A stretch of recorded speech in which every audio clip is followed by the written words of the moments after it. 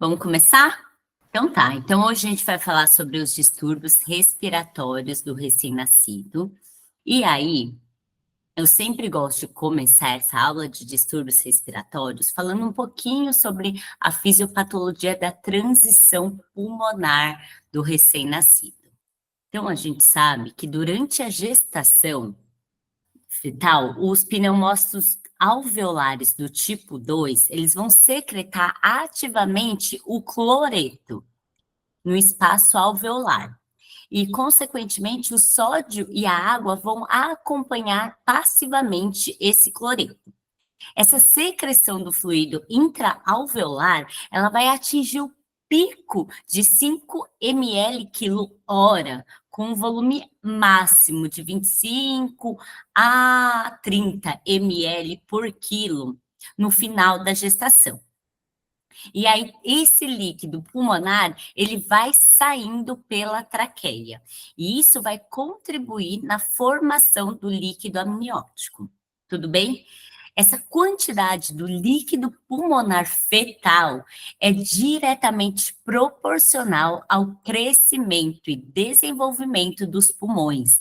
Isso é muito importante, porque quando a gente tem alguma doença com baixa produção de fluido pulmonar, pode levar a uma hipoplasia pulmonar, e às vezes grave e se for grave, incompatível com a vida.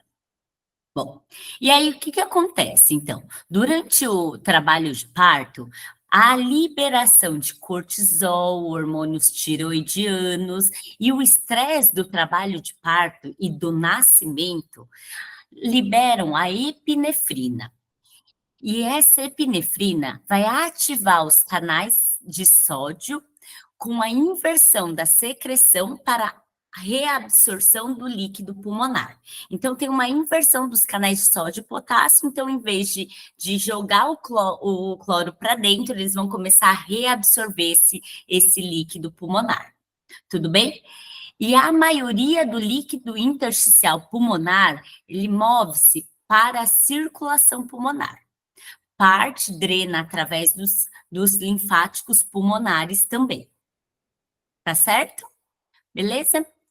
E aí, o retardo dessa reabsorção de todo esse líquido pulmonar, né, vai levar à taquipneia transitória do recém-nascido, que a gente vai falar mais para frente. Tudo bem? A compressão mecânica durante o parto vaginal, né, com essa compressão torácica, ela também contribui para a expulsão do líquido pulmonar fetal, porém, uma menor valia, assim, em torno de, depende dos estudos, fala de 15, 30%. Tudo bem? Beleza. E aí, quando o bebê nasce, o que acontece, né? Então, o bebê nasce, ele começa a respirar, né? Junto com esse ar entra o oxigênio, e aí tem a distensão alveolar e a liberação do nosso maior vasodilatador pulmonar, que é o óxido nítrico. Essa atividade respiratória, ela tem um papel fundamental na reabsorção do líquido pulmonar.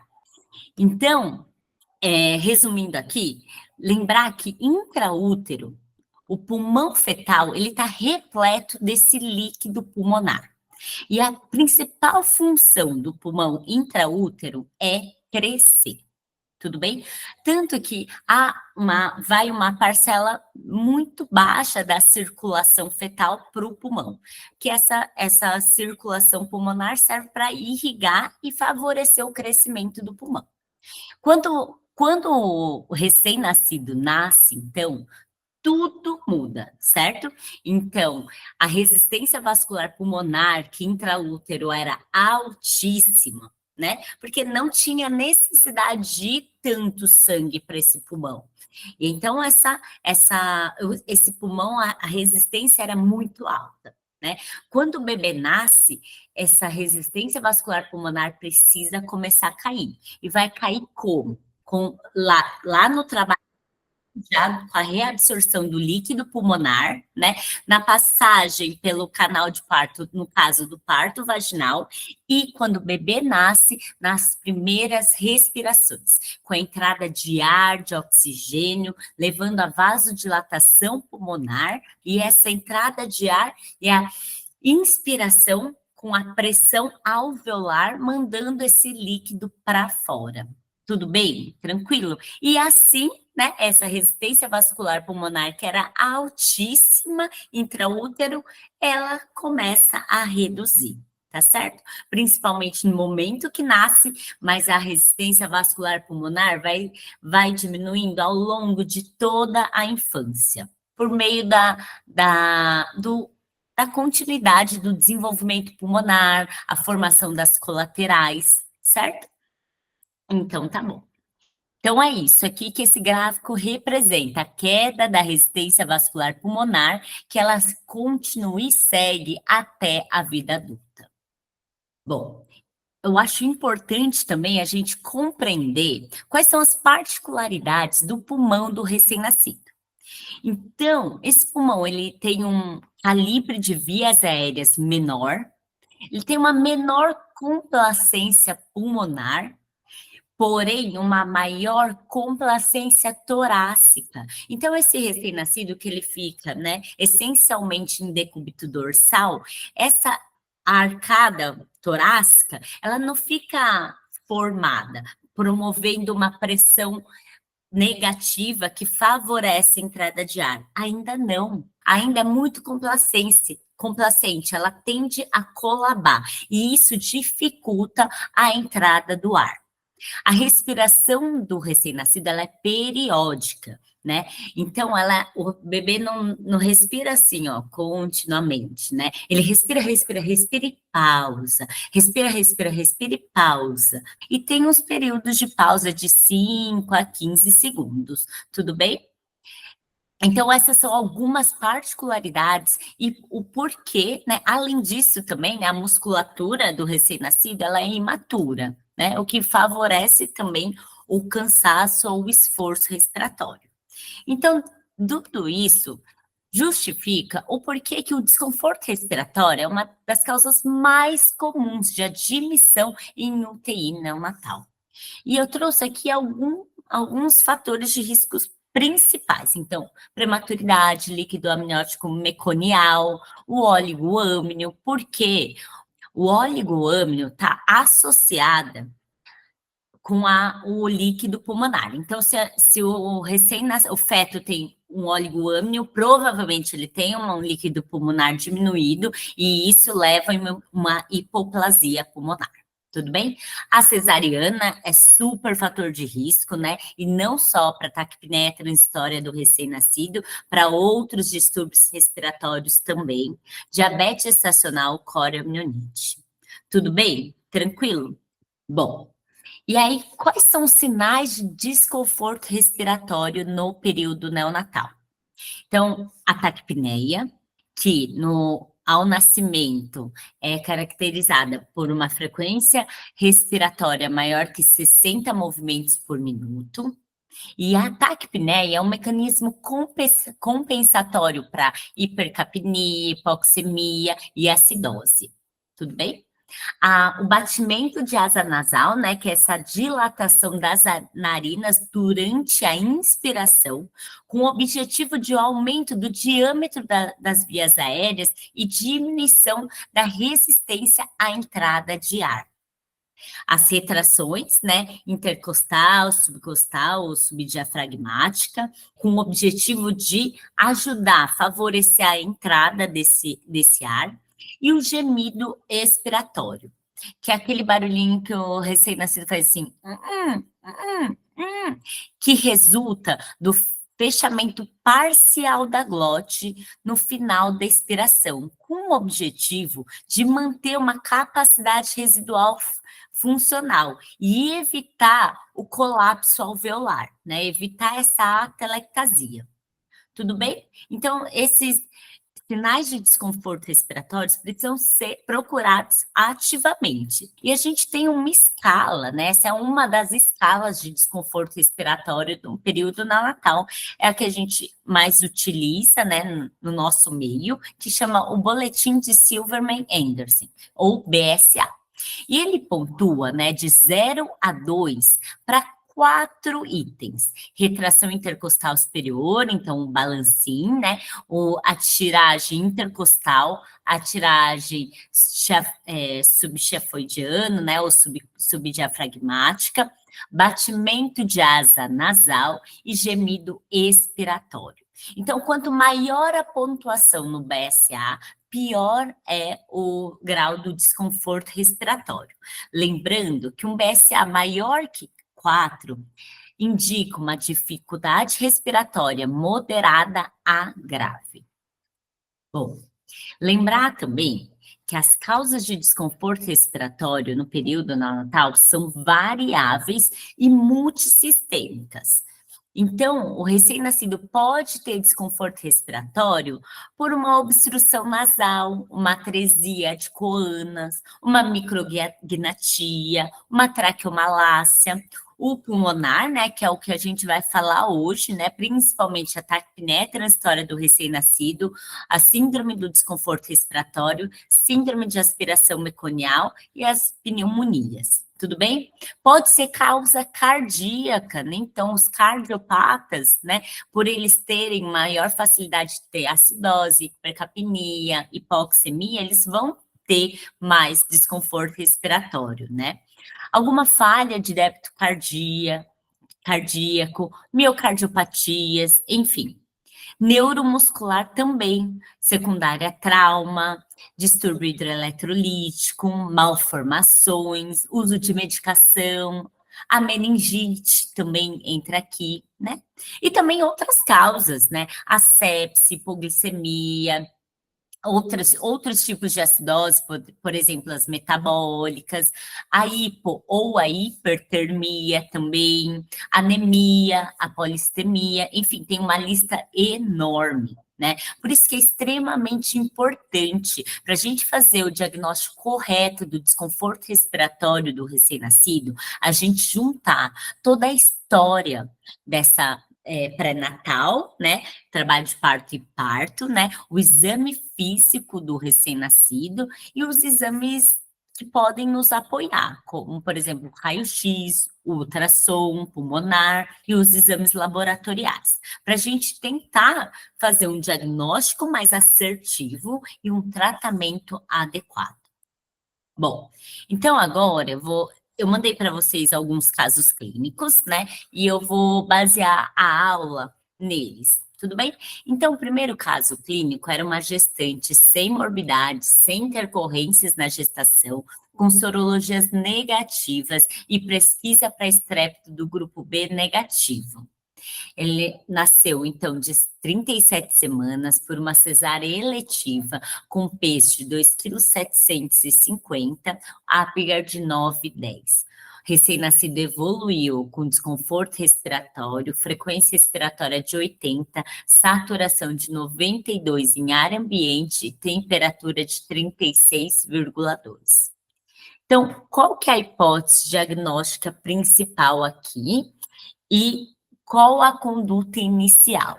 Se vocês quiserem ir colocando no chat nesses momentos, eu acho que eu consigo abrir aqui, tá certo? Boa, isso aí, taquipneia transitória do recém-nascido, né? Que é um desconforto, um distúrbio respiratório neonatal secundário ao atraso da reabsorção do líquido pulmonar, né? Essa é a teoria mais antiga e clássica da taquipneia transitória, né?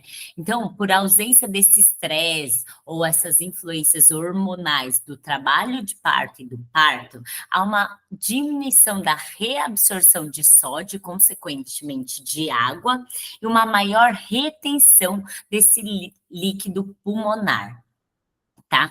Então, essa é uma teoria de 1966, tudo bem? Que vem até hoje. Mais recentemente, vem novos estudos vêm trazendo outras teorias associadas. Então, além desse atraso da reabsorção do líquido pulmonar, sabe-se que esses recém-nascidos com taquipneia transitória, eles também possuem uma maior quantidade de líquido pulmonar. Tá vendo esse gráfico aqui que eu mostrei no começo da aula? Tá vendo que ele tem uma cor mais escura e uma cor mais clarinha aqui?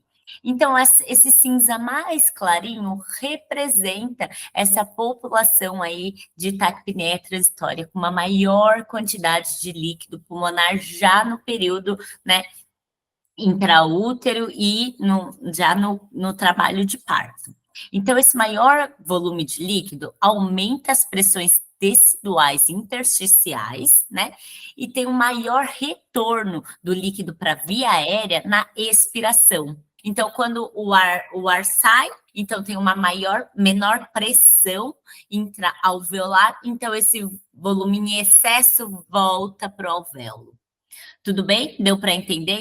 Então essa sequência de imagem, então, mostra o período fetal, né, com o alvéolo preenchido de líquido, e aqui na taquipneia transitória, que quando o ar entra, né, o líquido vai para o interstício, e quando o ar sai, esse líquido em excesso volta.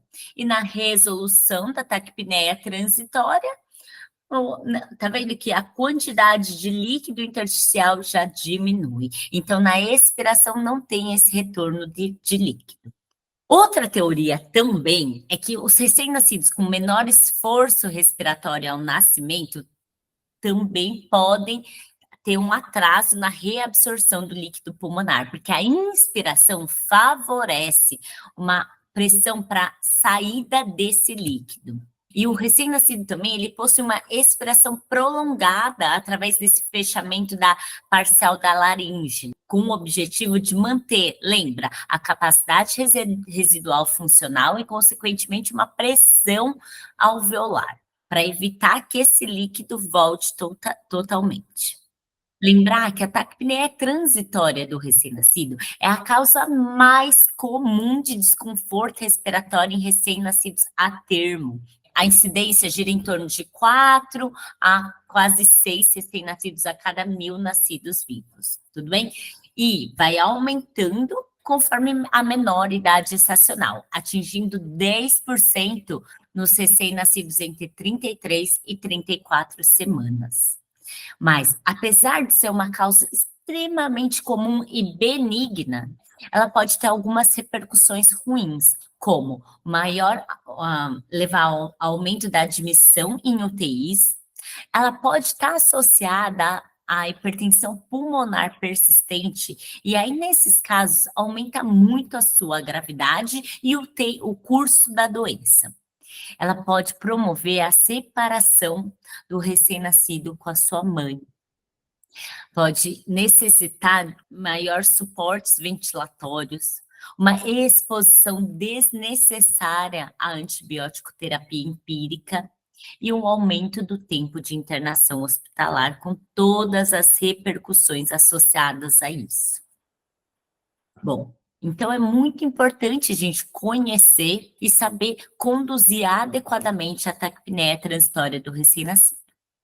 Então, quais são os fatores de risco? A cesárea antes de 39 semanas, com certeza.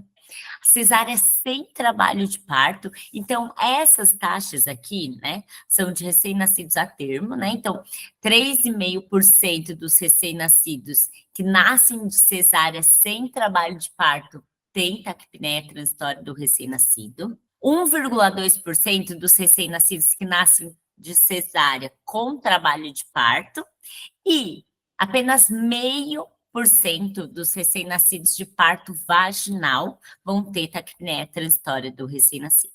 Tudo bem? Tem algumas condições maternas que também promovem esse retardo na reabsorção do líquido pulmonar, como asma, hipertensão e diabetes.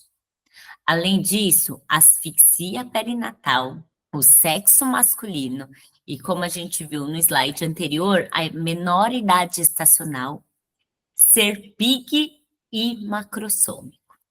Tranquilo? Bom, esse slide aqui eu trouxe para mostrar para vocês que a gente tem na literatura alguns outros nomes para a mesma fisiopatologia, como síndrome do pulmão úmido e distúrbio respiratório leve ou adaptativo. Tudo bem? Síndrome do pulmão úmido dá para entender muito bem, né? É isso, o pulmão está úmido, é um retardo dessa reabsorção de líquido. Então, ainda tem bastante líquido nesse pulmão. Quando que a gente chama de distúrbio respiratório leve ou adaptativo? Sabe aqueles recém-nascidos que melhoram nas primeiras 2 a 6 horas de vida? E voltam para a mãe, voltam para o alojamento conjunto? Esses bebês a gente pode chamar de distúrbio respiratório leve ou adaptativo. Tá tudo bem, tá bom? Mas também tudo é taquipneia transitória do recém-nascido e tudo tem a mesma fisiopatologia. Bom, e quais são os sintomas, então? É uma taquipneia importante, é uma hiperinsuflação pulmonar, que pode refletir, então, naquele tórax em barril, né, no sinal clínico aí do exame físico. Tem uma melhora progressiva, principalmente a grande maioria melhora nas 2 a 6 primeiras horas, mas vai melhorando ao longo das primeiras 48 horas, tá? E esse é um diagnóstico de exclusão.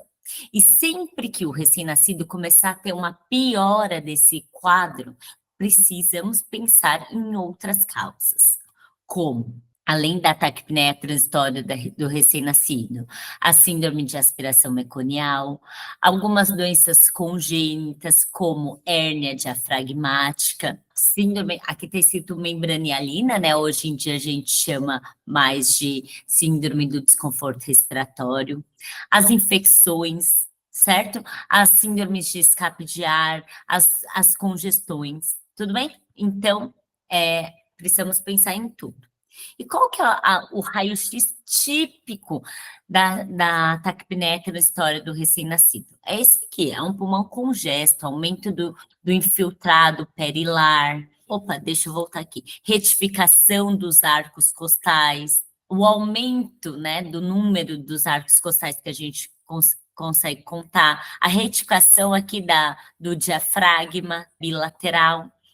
Então, tudo isso, e também tem um achado muito, muito típico, que é esse aqui, ó, que está na seta, que é a cisurite, né, que corresponde à presença de ar entre os lobos pulmonares. Tudo bem? E aí a gente tem essa regra das 2 horas, tá certo? Então, se o recém-nascido melhorar nas primeiras 2 horas, né, e tiver fatores de risco e clínica apropriada, a gente não precisa fazer nada, não precisa colher exame, nada, só observação clínica desse bebê. Tudo bem? Mas se esse bebê começar a piorar progressivamente, aí sim a gente vai pensar em maiores intervenções, tá certo? E aí o que eu quis trazer muito aqui para vocês foi o ultrassom pulmonar na ajuda para o diagnóstico do desconforto respiratório. Então, quais são as vantagens do uso do ultrassom? Ele é realizado à beira-leito, ele evita o uso de radiações ionizantes, ele é de fácil aprendizado e ensino, ele permite uma avaliação seriada desse recém-nascido, né? Como ele não submete esse recém-nascido à radiação, você pode ficar fazendo periodicamente, se esse recém-nascido for piorando. E ele tem uma melhor sensibilidade e especificidade para a taquipneia transitória do que o raio-x, tudo bem? O raio-x, na verdade, para o distúrbio respiratório precoce do recém-nascido, ele traz pouca informação. Ele é importante ainda, né? Ainda não substitui o ultrassom, mesmo porque o ultrassom pulmonar, ele não está disponível em muitos centros, né? Ainda, e é examinador dependente, e são poucas pessoas que têm experiência, né, no período neonatal, mas ele vem sendo cada vez mais citado na literatura, tudo bem? Então, eu vou falar aqui dele para vocês. Bom, essas imagens aqui de ultrassom eu tirei do livro de uma professora minha, com quem eu aprendi a fazer ultrassom neonatal. E ele é um livro muito, muito bom. Depois eu tiro uma foto para vocês. Então, é o meu livro de consulta aqui. Eu tirei desse livro aqui, tá bom? Quem quiser saber mais informação pode me mandar mensagem também. Então, eu não sei se vocês têm muita experiência com ultrassom pulmonar, mas só para vocês entenderem um pouquinho aqui, geralmente no ultrassom pulmonar, você consegue ver essas linhas A, que são essas linhas horizontais, tudo bem? Isso são linhas normais do recém-nascido, né? Que reflete a aeração normal. Quando acontece a linha B, tá vendo parece que é um manchado aqui, vertical, essas são linhas B, né? E linhas B confluentes é quando não tem nenhum espaço, né, hipoecóico, tá? Tá tudo brancão, tudo bem? Então, é isso, tá? A linha B quer dizer que tem líquido no pulmão, um dos significados, né? E então, a ultrassom pulmonar da taquipneia transitória do recém-nascido vai ver muita linha B, pode ter linha B confluente, vai ter uma variabilidade em relação ao local do pulmão, com uma maior concentração de linhas B na base e na região posterior pulmonar, que são regiões com maior dificuldade de drenagem linfática. Tudo bem? Então, consequentemente, acumula mais líquido. Você não vai ver consolidação no ultrassom da taquipneia transitória do recém-nascido. Você vai ver alguns lugares com linhas As, que são as linhas normais.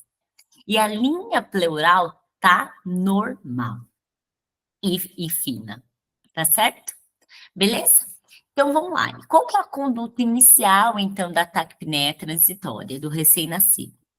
É dar o suporte necessário para o recém-nascido ficar bem e continuar a adaptação respiratória pós-natal. Tudo bem? Então, se ele estiver saturando menos que 90%, oferecer oxigênio terapia. Não para saturar 100%, tudo bem? É para saturar o suficiente. O que é suficiente no período neonatal? Entre 92% e 94%. Tá? A gente vai entrar com um suporte ventilatório inicial, e o inicial é sempre o não invasivo, né? No caso aqui, um CPAP por pronga nasal. Se o BSA, se o desconforto respiratório desse recém-nascido for moderado a grave, ou ele estiver evoluindo com piora progressiva de desconforto respiratório, tá certo? E aí, quando a gente coleta exame, lembra a regra das 2 horas? Então, nas 2 primeiras horas, se o bebê estiver evoluindo bem, a gente aguarda e observa clinicamente. Se não, aí a gente vai coletar um raio-x, se for possível fazer um ultrassom pulmonar, uma gasometria, a depender da condição clínica desse recém-nascido, tá bom? Mas, de todo caso, esses recém-nascidos com desconforto respiratório precoce, a gente vai estabilizar, vai colocar ele numa incubadora, vai posicionar, avaliar a temperatura, deixar ele monitorizado. E se a frequência respiratória estiver maior de 65 a 80, ele tem um risco de aspiração. Então, a gente tem que tomar muito cuidado com a amamentação nesses casos, tudo bem? E evitar excesso de volume, principalmente endovenoso, porque o excesso de volume está associado à piora da taquipneia transitória, a piora da reabsorção desse líquido pulmonar. Então, você prolonga a história natural da doença. Bom, e aí, como a gente previne a taquipneia transitória do recém-nascido? Evitando a cesárea eletiva. Então, a cesárea eletiva, ela aumenta 6 vezes o risco de taquipneia transitória do recém-nascido. Então, evitando essa cesárea eletiva, a gente já diminui muito a incidência desse distúrbio respiratório. Tudo bem? Beleza.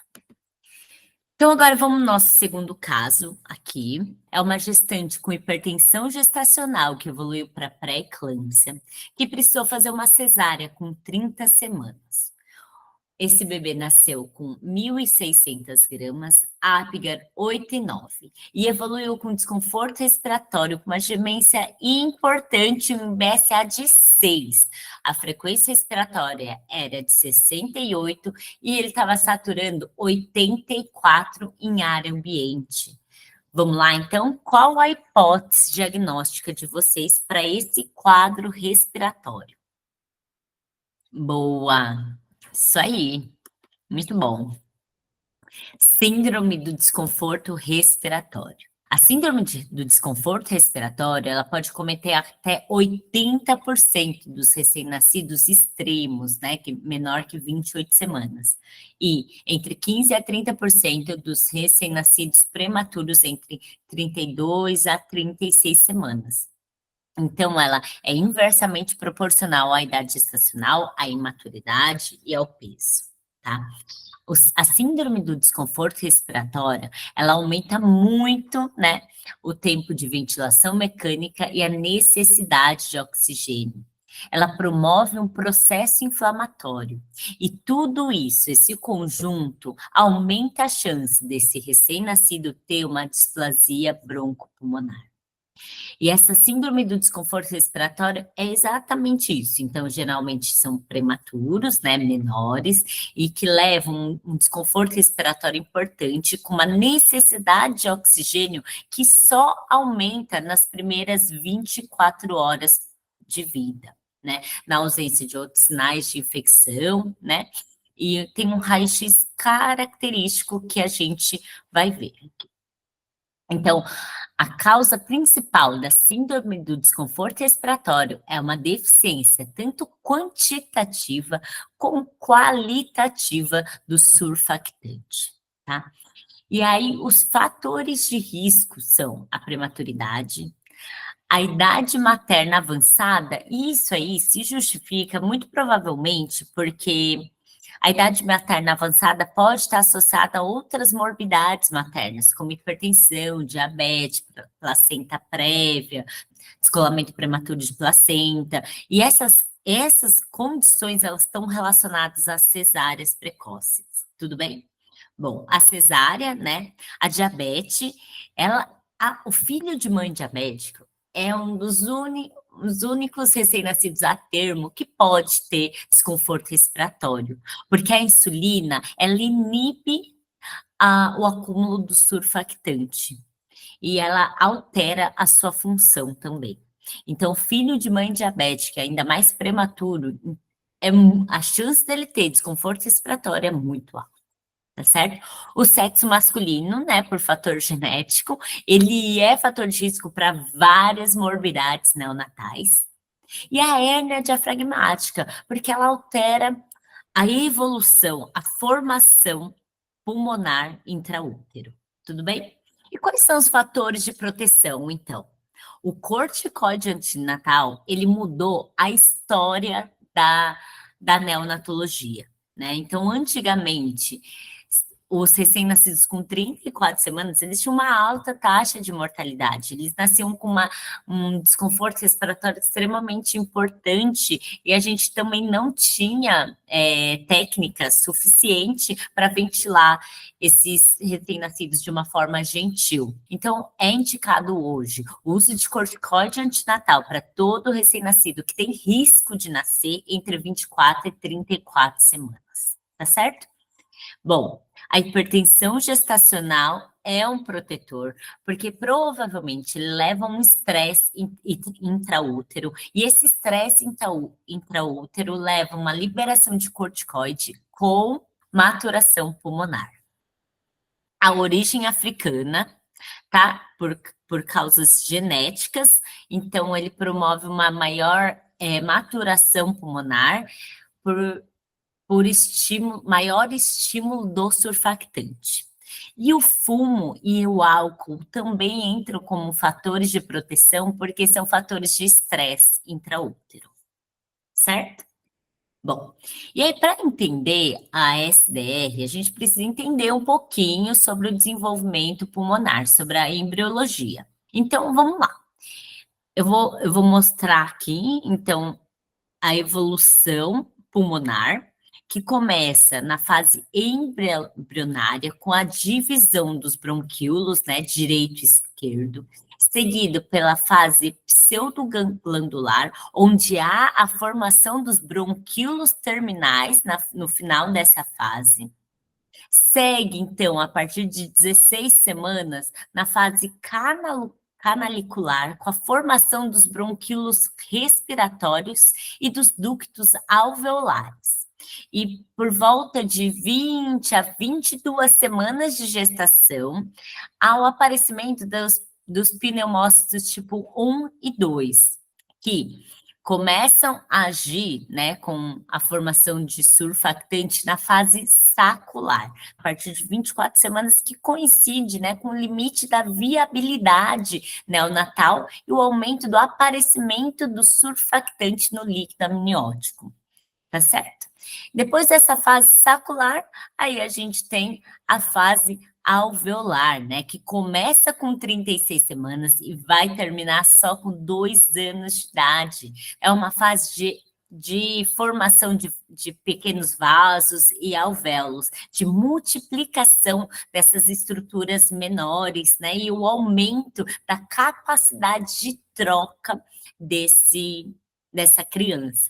Tudo bem? Certo? Então, nessa fase sacular, né, aparece a função aí dos pneumócitos tipo 2 com a liberação, com a formação e liberação desse surfactante. O surfactante, então, ele é 90% constituído de fosfolipídio e 10% de proteína, principalmente a proteína A, B, C e D, tudo bem? E o surfactante vai ser fundamental para o aumento da complacência pulmonar, o que vai prevenir a telactasia no final da expiração, facilita o recrutamento alveolar e protege esse pulmão também contra lesões e infecções. Tudo bem? Complacência pulmonar é algo extremamente importante nessas primeiras horas, primeiros minutos de vida. Então, um recém-nascido com complacência pulmonar normal, então, com uma diferença de pressão pequena, por exemplo, aqui, 10, olha o tanto de volume que entra, tá vendo? Então, esse bebê, ele é elástico, né? Então, o pulmão é mais fácil, tá mais fácil de entrar o volume. Um recém-nascido com SDR, olha o tanto de pressão que tem que atingir para entrar um pouquinho de volume. Então, é um pulmão menos complacente, ele é menos elástico, ele é mais duro, mais difícil de ventilar, tudo bem? Bom, então vamos lá, o que que acontece com essa deficiência tanto quanti quanto qualitativa do surfactante? Ele vai aumentar a tensão superficial e vai promover atelectasias. As atelectasias vão levar ao shunt intrapulmonar. O que que é isso? Tem áreas que estão sendo perfundidas, porém não estão sendo ventiladas. Esse shunt intrapulmonar vai levar a hipoxemia, hipercapnia e acidose. Bom, isso é o raio-x clássico, né, da SDR, tudo bem? É como se você tivesse colocado, a gente fala de vidro moído, né? Como se você tivesse colocado um véu na frente no raio-x. E ele tem um padrão homogêneo, certo? Como esse aqui. Mas dá para sentir a diferença desse raio-x para esse? Tá vendo que esse segundo raio-x aqui, a gente quase não vê a área cardíaca aqui? Então, esse raio-x é um raio-x de uma SDR mais grave, provavelmente. E esse aqui, que tudo bem, tem broncograma aéreo, ainda tá bem ruim, né? Um vidro fosco homogêneo, mas a gente consegue determinar a área cardíaca aqui. Tudo bem? Certo? Muito difícil hoje a gente ver um raio-x como esse, né? Depois do corticoide antinatal. E aí o ultrassom ajuda muito, muito também na SDR, né? A SDR, então, ela tem um acometimento pulmonar difuso e homogêneo. Lembra que na taquipneia transitória era heterogêneo, com aumento, né, da quantidade de líquido pulmonar na base, na região posterior? Aqui não, é tudo homogêneo. Tem muita linha B compacta, difusa e simétrica. Difícil ver linha A, né, que são aquelas linhas horizontais, lembra? Tem uma pleura mais espessada, então a gente não quase não vê o limite aqui da pleura. E pode ter as consolidações, né, e atelectasias, né, que é esse grosseirão aqui no ultrassom também. Então, dá para diferenciar muito, muito bem. Então, aqui nessa imagem, eu trago, então, o ultrassom de um pulmão normal, né, com as linhas A aqui, né, a pleura aqui em cima e as linhas A, sem linha B. A taquipneia transitória do recém-nascido, que tem linha B, tem algumas linhas A aqui, e a pleura, ela é fina, né, e deslizante. E na SDR, tá vendo uma linha B, não, quase não dá para ver as linhas As, né? E olha como a pleura é mais espessada, grosseira. Então, é assim que a gente diferencia, né? Junto, né, com os fatores de risco e os sinais clínicos do bebê. Então, qual que é a conduta inicial da síndrome do desconforto respiratório? É a mesma, tá? Dar oxigênio para quem precisa de oxigênio, está saturando menor que 90% precisa. Dar suporte ventilatório, geralmente começando com não invasivo, né? Para os recém-nascidos que têm um desconforto respiratório moderado a grave. E aqueles que não melhoram aqui vão para o tubo, tá? Para intubação traqueal. O surfactante exógeno é o tratamento de escolha da síndrome do desconforto respiratório. E geralmente, como são recém-nascidos mais graves, mais prematuros, que vão para a UTI, muito provavelmente a gente vai precisar coletar exames desse bebê. Então, uma gaso, um raio-x, um ultrassom pulmonar, se você tiver à disposição, e outros exames para afastar outras causas de desconforto respiratório, por exemplo, uma triagem infecciosa. Entra aqui. E a prevenção da síndrome do desconforto respiratório é o uso de corticoide antinatal. 2 doses de betametasona, começa a ter um pico do efeito 24 horas depois da segunda dose, até 7 dias. Tá certo? Beleza. Tudo bem? Vamos para o nosso terceiro caso aqui, que é uma gestante que entrou em trabalho de parto prematuro com 36 semanas, de uma bolsa rota de 22 horas sem profilaxia e um estrepto desconhecido. O peso ao nascer foi de 2,4 kg, o Apgar foi de 8,8. O recém-nascido evoluiu com desconforto respiratório em sala de parto com necessidade de oxigênio. Ele evoluiu letárgico com a temperatura de 36,2, frequência respiratória de 72, com uma piora progressiva. Qual que é a hipótese aqui do desconforto respiratório desse caso? Isso aí. Então, pneumonia ou sepsis também. A sepsis super entra aqui também, tá bom? Porque a infecção, a sepse por si só, ela já promove um desconforto respiratório. E para a gente fazer o diagnóstico de pneumonia neonatal, a gente precisa juntar, né, fatores de risco, a sintomatologia, a evolução clínica desse bebê. Então, a avaliação clínica seriada é fundamental nos casos de infecção e saber os agentes que a gente está pensando aqui, agentes etiológicos. Os exames de escolha, principalmente hemocultura, né, que é o padrão ouro, né, quando a gente fala de infecção. O hemograma e o PCR podem ajudar, assim como a gasometria nesses recém-nascidos que têm um distúrbio respiratório mais grave, com necessidade de oxigênio ou de suporte, o raio-x de tórax e ultrassom pulmonar. O tratamento é empírico, com ampicilina mais gentamicina, e a gente vai direcionando essa antibiótico terapia conforme a cultura. Bom, esse é o raio-x da pneumonia. Na verdade, ele traz pouca informação. E o raio-x da pneumonia, ele pode, às vezes, parecer um pouquinho do raio-x da SDR. Então, ele ajuda muito pouco. É mais para descartar outros diagnósticos diferenciais ou complicações, tá? Mas a gente consegue ver, né, um broncograma aéreo maiorzinho, né? Tá mais infiltrado, às vezes pode ver derrame, mas pode confundir também. Então, o ultrassom pulmonar, nesses casos, ele é extremamente rico e a gente consegue diferenciar muita coisa. Então, os broncogramas aéreos no ultrassom, pneumonia, são broncogramas não paralelos, diferente do broncograma aéreo do ultrassom da telectasia, né, que são broncogramas lineares. Ele tem um aerobroncograma dinâmico.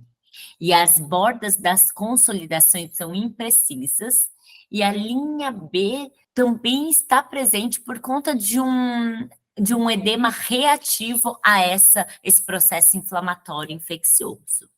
Tudo bem? Então, aqui o ultrassom ajuda bastante, mas precisa ter esse recurso e saber ver e ler. Tudo bem? Bom, e aí nosso último caso aqui é uma gestante de 41 semanas, sem morbidades, teve um parto vaginal prolongado, com líquido amniótico meconial. O bebê nasceu de 4,2 kg, o Apgar era 4,7. Ele nasceu hipotônico e sem choro, mesmo após os 2 estímulos táteis no dorso. Então, foi realizado o clampeamento imediato, levado à mesa, depois dos passos iniciais, a frequência cardíaca era de 90 e a respiração irregular. Foi indicada a primeira VPP, a frequência aumentou para 110, mas a respiração mantinha irregular. Então, foi ajustado, né, a VPP, checada a técnica com aspiração de vias aéreas, e após a segunda VPP em ar ambiente, ele evoluiu com choro vigoroso e uma frequência cardíaca de 150. Porém, com um distúrbio respiratório precoce, com batimento de asa nasal, tiragem intercostal e subcostal importantes, saturando 86% em ar ambiente e uma frequência respiratória de 68. Qual que é a hipótese diagnóstica aqui? Vamos ver. Boa!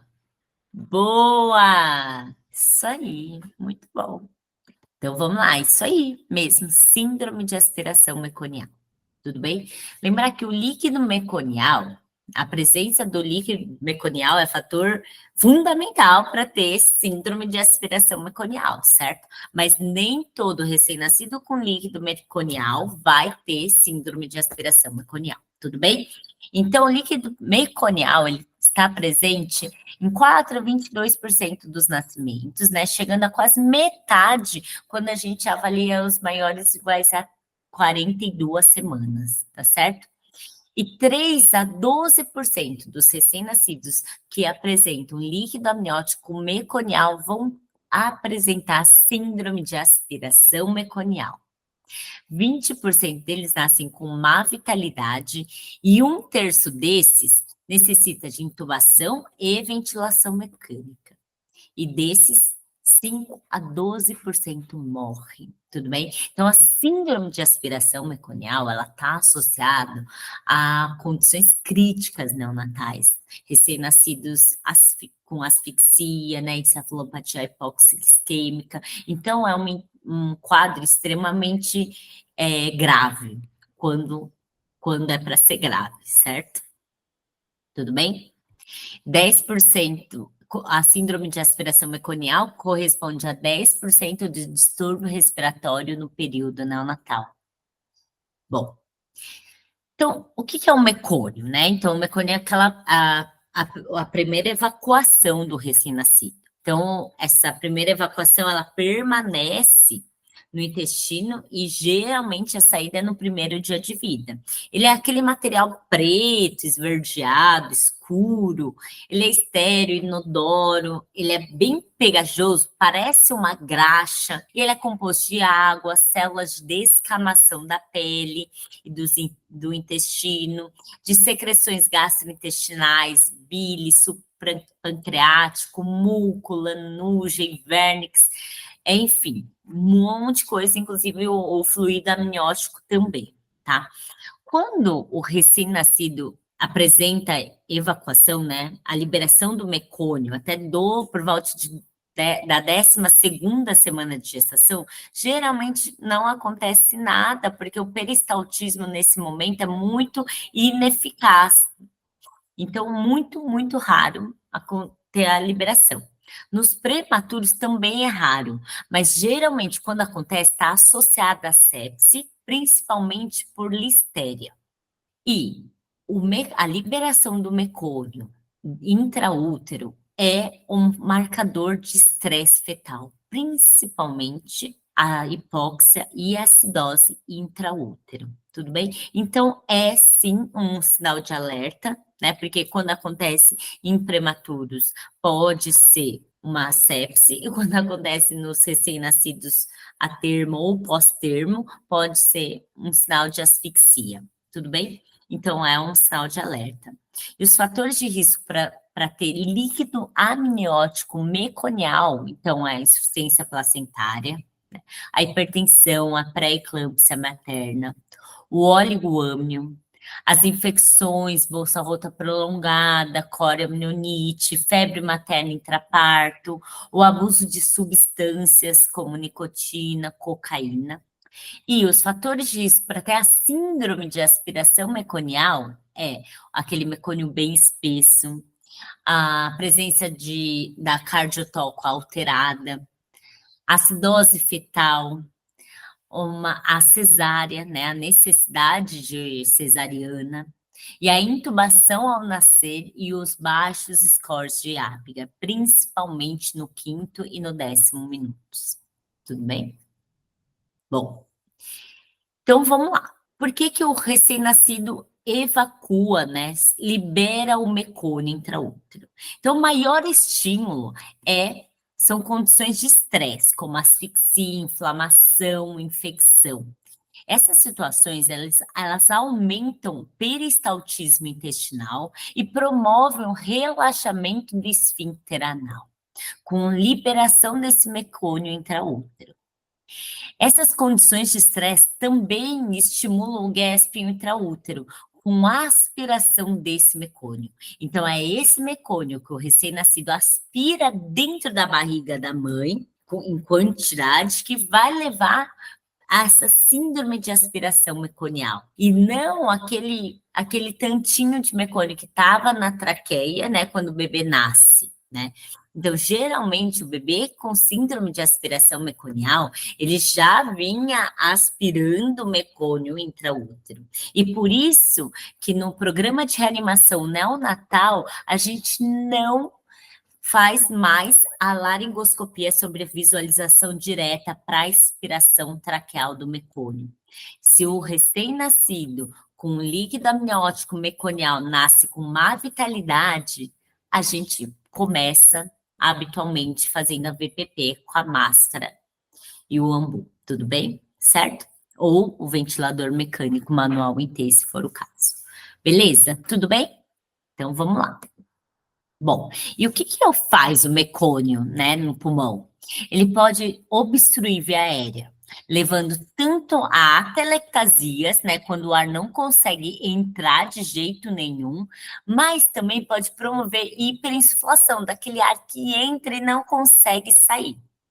Ele leva inflamação e lesão epitelial, levando uma pneumonite, uma inativação do surfactante por todo esse processo inflamatório e por substâncias contidas no mecônio que inativam esse surfactante.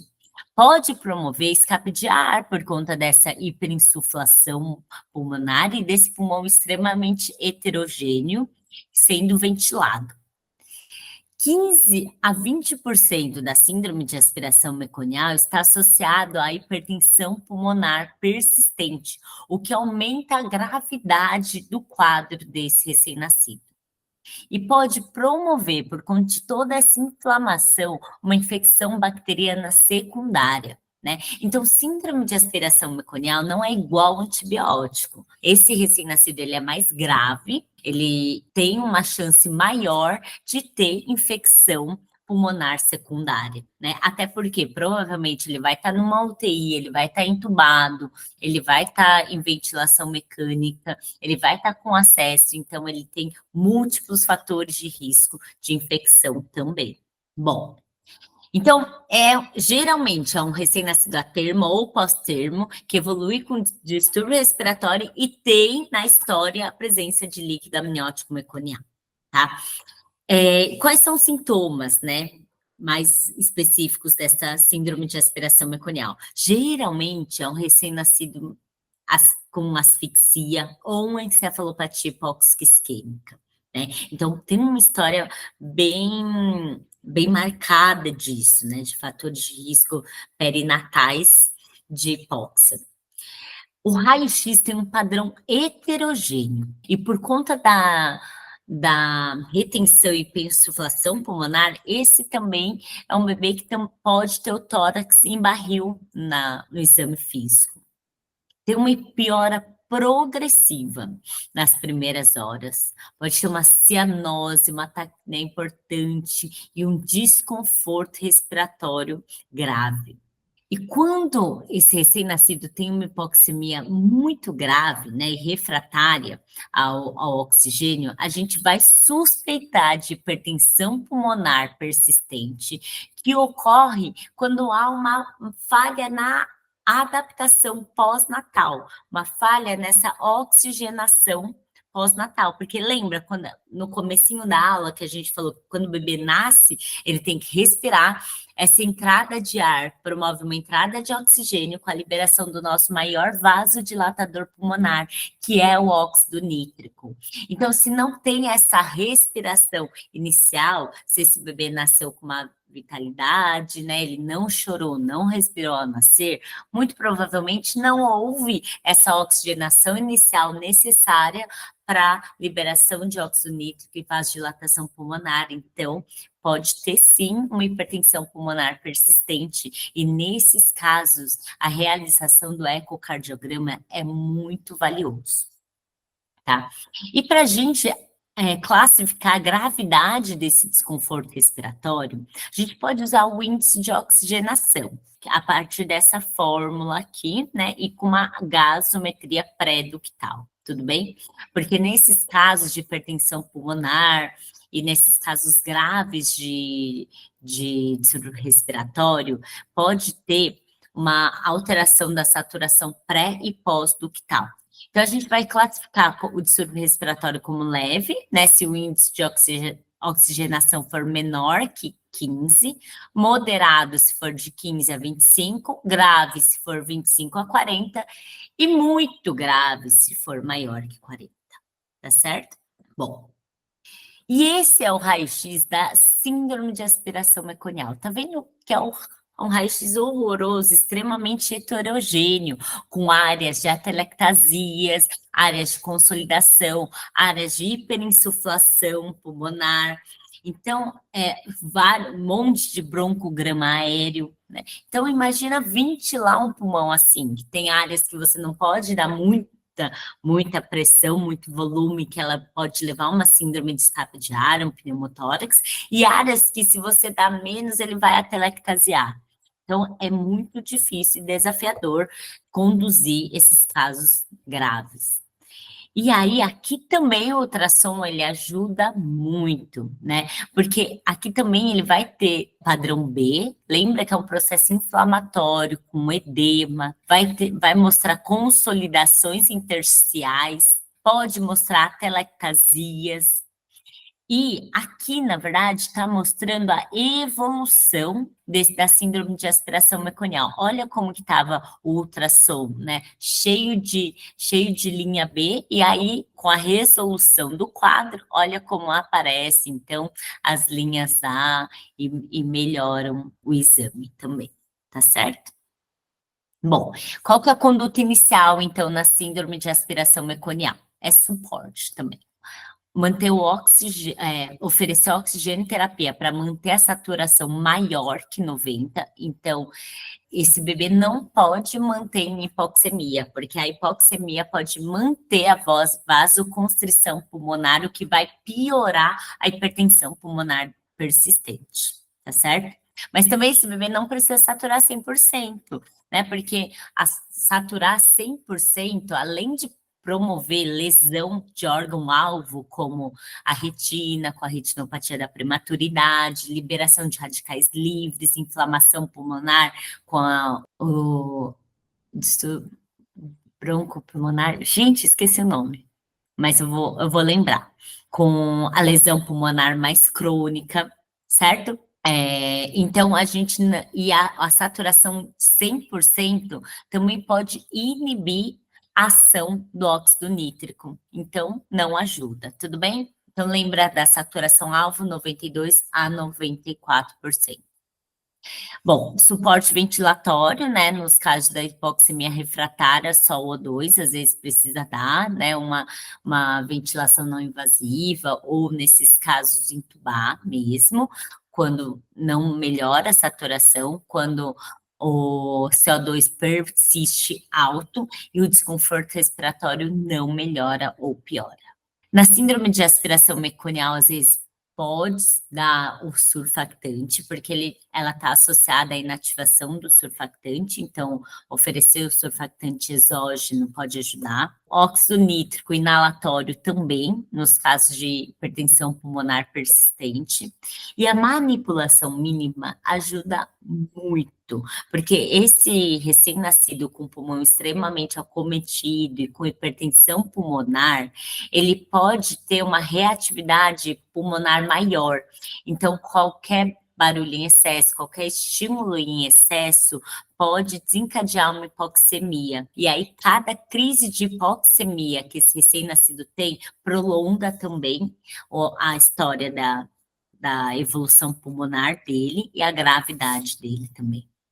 E, em alguns casos, principalmente quando a síndrome de aspiração meconial está associada à hipertensão pulmonar persistente grave, há necessidade de um suporte cardiovascular também. Ah, lembrei aqui, né? A displasia broncopulmonar, né? É outra causa aí do excesso de oxigênio nesses recém-nascidos. Bom, e as complicações, então, a encefalopatia hipóxica isquêmica, né, está associada em quase metade desses recém-nascidos com síndrome de aspiração meconial.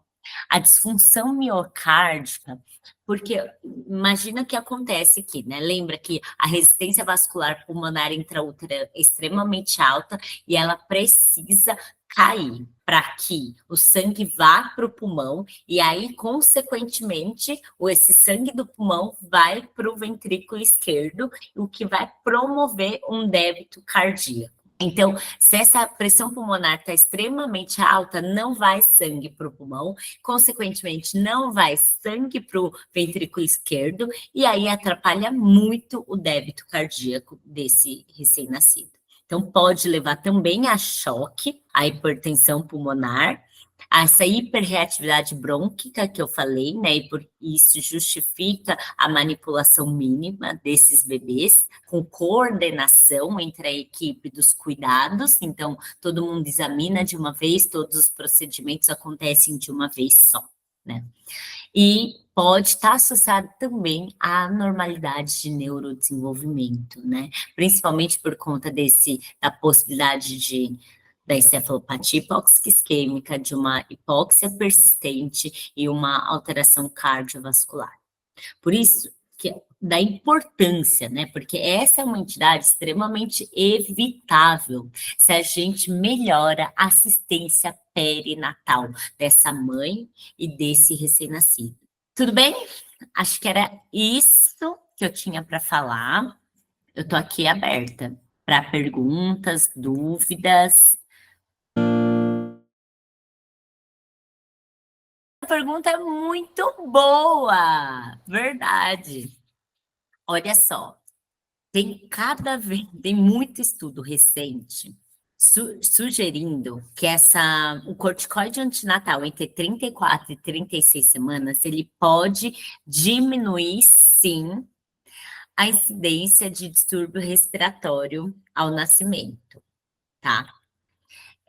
Por que que, assim, tem vários estudos que mostram isso, tá, Pamela? Mas por que que hoje ainda não é uma recomendação para todo recém-nascido menor que 36 semanas? Porque o corticoide antinatal, ele também tem efeitos a longo prazo. E tudo que a gente institui, a gente tem que avaliar o custo-benefício disso. O custo do corticoide antinatal, né, o maior deles, é a alteração no neurodesenvolvimento. Então, por que que não é indicado ainda para todo recém-nascido entre 34 e 36 semanas? Porque ainda não há estudos a longo prazo que mostram a segurança do uso desse corticoide antinatal. E como a incidência de distúrbio respiratório, né, nos recém-nascidos maior que 34 semanas é menor, então não valeria a pena submeter todos os recém-nascidos de 34 a 36 semanas ao corticoide para tratar, sei lá, é aquele número necessário para tratar, né? Então, por exemplo, se dos menores que 28 semanas você trata 100 e atua, né, e diminui o risco em 80, nos maiores que 34 semanas, às vezes você tem que tratar 100 para melhorar um ou dois, sabe? Então, é mais por isso, sabe, Pamela? Mas os estudos mostram sim, mas é mais por isso. E aí, mês que vem, então, a gente vai falar sobre a segunda parte dessa aula, então, tá? Que é sobre assistência e suporte ventilatório inicial para esse bebê. Então, como que usa, como que faz o oxigênio, quais as diferenças, tudo mais. Tá certo? Obrigada a vocês, que ótimo! Foi um prazer.